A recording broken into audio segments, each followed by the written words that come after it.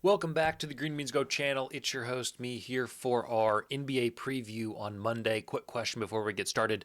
When do you want the Christmas tree up? We found an extra one in the garage, and I thought, let's put it in the background.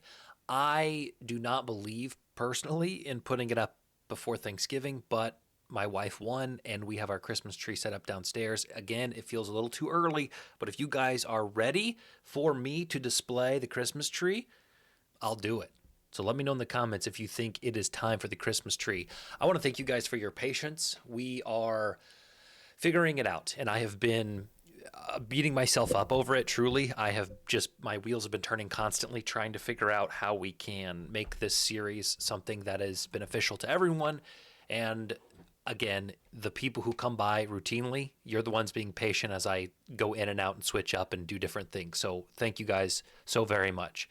Here's your preview for today. We'll start with Indianapolis Pacers, which is who I'm supporting. And I've never called them the Indianapolis Pacers, and that felt bizarre.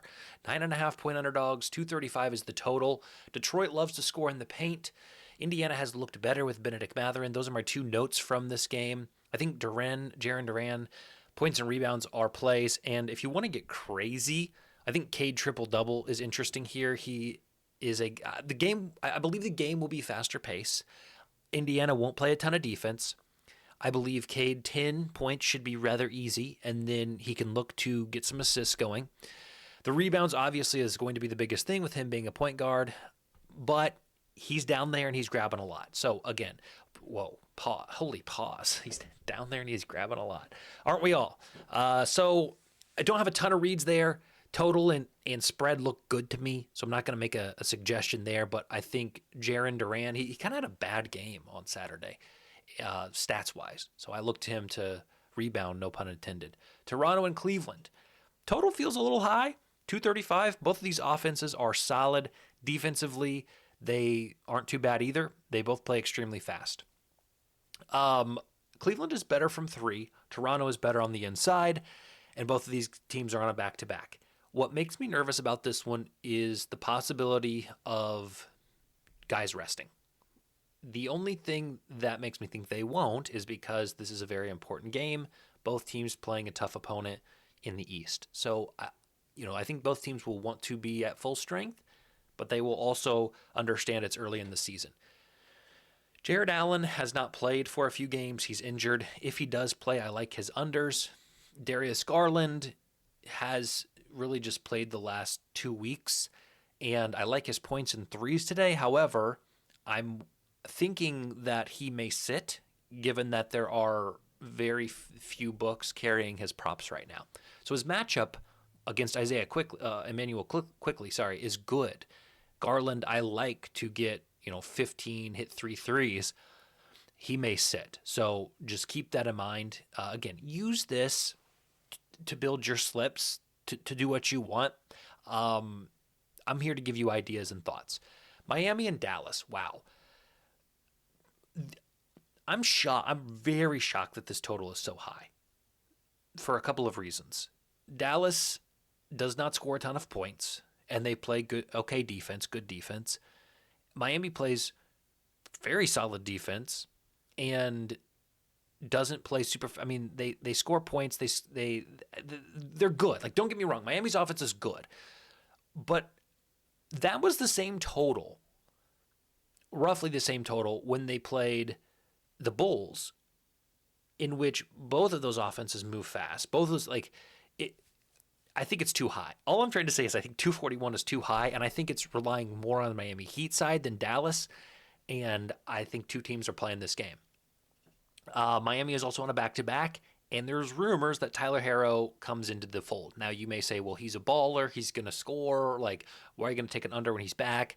I think it's going to take a bit for these offenses, or rather the Miami offense, to get going with him back. I don't know how he's going to impact the offense. Is he going to distribute? Is he going to play point guard? Well, Davion Mitchell's been playing that point guard role pretty well. So is Herro going to not handle the ball as much as he used to be handling the ball? Is he going to be more just the two? I'm a little concerned. That's all. I like the under today. But Bam Adebayo, I think, should eat, quote unquote. Khalil Ware may move to the bench with Herro coming back in. But maybe they'll start Bam and Ware. I'm not sure. Either way, I think the big guys have a good game. rebounding and scoring. Game in Brooklyn is going to be interesting. If you want to talk about a total, I think this total is too low. I think both of these teams who don't play a ton of defense, the Knicks do play a little bit slower, and Brooklyn does struggle to score the ball. So maybe an over is not the best look. But I think both of these teams, you should be able to put up the points that they need to, given that the opposing team doesn't play too much defense. Mikal Bridges overs, points and threes looks good to me. 2 threes is like a minus, it's a bunch of juice, and then 3 threes is plus money, pretty good, like plus 150, plus 170. I would look more towards that 3 number, unless you want a sort of a safer pick, quote unquote, with a little more juice, go with 2. And then Jalen Brunson assists. I think he, obviously he's a threat to score 30 any given night, but tonight I think there are better mismatches for this team to exploit, and I expect Brunson to distribute a little bit more.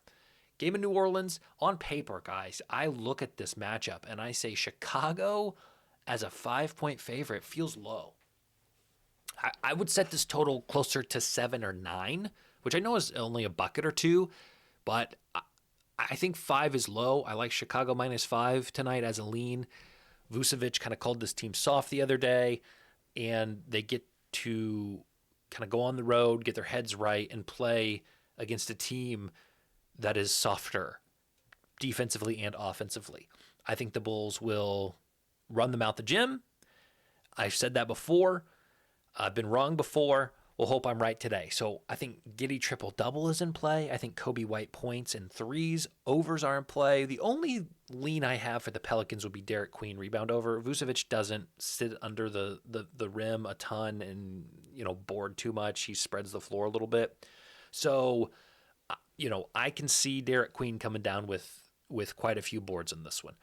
Milwaukee and Portland, it'd be awesome if Damian Lillard was in and he could have the reunion and we'd have that narrative, but we know that Achilles is like silly putty, so he will not be playing. These teams are very, very similar, mirror images of each other. They both play fast, they both play a little bit loose, they prioritize points, not so much defense, and I think the threes are the difference in this game. I think Milwaukee hits enough threes to win. I like, again, I don't know injury reports. That could make a difference. I like Milwaukee -2. I like the over here. And I like you to pick and choose some Milwaukee Bucks to hit some threes. Miles Turner, Bobby Portis. Turner sucks, dude. Like, as somebody who will support the Pacers, I could not stand Miles Turner. And you'd go to like Pacers subreddits on Pacers Reddit or just talk to Pacers fans, and they were all like, Miles Turner, yeah, brother, Miles Turner, we love Miles. Hook 'em horns, Texas Turner, baby. Couldn't stand him. Could not stand Miles Turner. I think he's trying to fit the narrative of like the modern day big man, space the floor, shoot the 3. He doesn't get rebounds. He drives me nuts. He had a horrible game last game. I do think he comes back and plays a little bit better, hits some threes. Those are my leans there. Memphis and Denver. Denver's travel schedule has been weird. They were in Houston, then they go back home, then they lose back home, then they go on the road to Memphis. I think this is a weird spot for them. Cam Johnson threes over would be the only thing I lean. However, he has busted me nearly every time I've taken his threes over, so I'll leave that at that and I'll move forward. Phoenix. I think this game is going to be a defensive battle. If you like unders, you might want to like this game. The total feels fair, but I mean player unders. I can see Booker's total being pretty high in this one. Durant, Sengun. If you want to look at those guys and kind of dive deeper into their matchups and then consider the under, I think it's a wise play. I think this one will be played tight, close, and slow. However, I'll give you some overs. Dylan Brooks and Royce O'Neal. I think both of those guys could shoot the 3 well tonight, and that's where I lean. Game in Golden State, 14's a big number. I don't know. I mean, Utah has had, obviously, their struggles, but so have the Warriors. 14 is a lot. Golden State was, 7-point favorites against Portland the other night, and Portland came out with a victory. Portland plays fast. Utah plays fast. I just see some similarities in Utah and Portland a little bit. Obviously, Portland is a little better. But 14 is a lot. Now, the issue here is the injuries. It's hard to read this Golden State team because Butler, Green, even Curry, have all kind of shifted and cycled around. So that's why I'm not giving you leans for this one. I am not sure, one, who's going to play, and two, how those guys look together because we haven't seen it all year. So skipping that one. Good luck if you want to touch it. And Sacramento, 9.5-point underdogs against Minnesota. I think Gobert and Randall are where the bread will be buttered tonight. I believe the big guys will have success, and that will be where the game is won or lost. Minnesota, again, play slow, work it inside. If you want to get crazy, as crazy gets, I mean, if you want an absolute missile, a bomb, Randall triple-double. Has he been close this year? I think he's got a couple, one or two. I think this game just speaks to a stat-stuffing kind of night for Julius Randle. I also like Anthony Edwards' assists over, and I like Randle and Gobert points, Randle and Gobert rebounds. I just think they have a mega mismatch down low. Now, quick note here before we look at some official plays. If you want to do any plus EV or arbitrage betting, which is what I did for about 3 years, and I had success mostly with arbitrage betting, you can check out Smart Stake. If you want to try it out, you can use my code GREEN, get you 12 days for $1. If you sign up with code GREEN, you do 12 days of arbing for $1. I promise you, without a doubt, if you do arbitrage, you will make money. I can't guarantee you'll make money on plus EV betting. However, I got a plus EV play for you today. Donovan Mitchell under 39.5 points, rebounds, and assists. This is plus 134 on Novig, and Smart Stake calls the fair value plus 116, about an 8% edge here. I also like it from a matchup standpoint with this game being, I think, a little bit slower, a little bit more intentional on the defensive side of things. Now, some official plays. I hope you guys like this. I'm not going to sit here and say I'm going to have this every single day, but I would like to sit here and say this.